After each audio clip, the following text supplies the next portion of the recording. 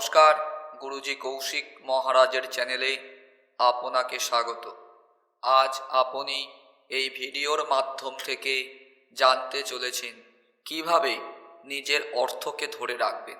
মানে বিভিন্ন জায়গায় আপনি কাজকর্ম করেন, নিজের ব্যবসা বলুন বা কোনো জায়গায় চাকরি করেন, বিভিন্ন জায়গায় কাজকর্ম করার পরে যে উপার্জনের অর্থ নিজের বাড়িতে নিয়ে আসেন, সেই অর্থ বা সেই টাকা কিভাবে কোন দিক থেকে কেমনভাবে খরচ হয়ে যায় তার কোনো হিসাব রাখেন না বা মনেও থাকে না।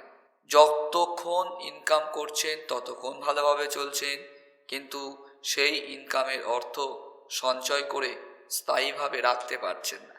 কোনো কারণে বলুন অকারণে বলুন, সেই অর্থ উপার্জন করে আনা অর্থ কিভাবে বেরিয়ে যাচ্ছে তার কোনো হিসাব থাকছে না আপনার কাছে। এই রকম অবস্থা হলে প্রতি শনিবার ভক্তি সহকারে গমের আটা দিয়ে একটা রুটি বানাবেন।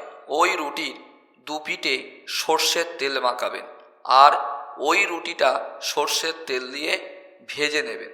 যখন রুটিটা ভাজা কমপ্লিট হয়ে যাবে, ওই রুটিটা নিয়ে হালকাভাবে ঠান্ডা করে, গরম অবস্থায় নয়, ঠান্ডা করে কালো কুকুরকে খাওয়াতে হবে।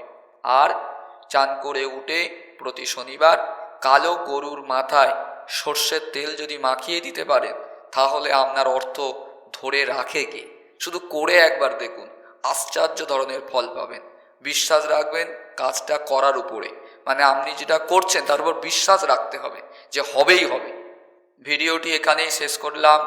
সবাই ভালো থাকুন, সুস্থ থাকুন।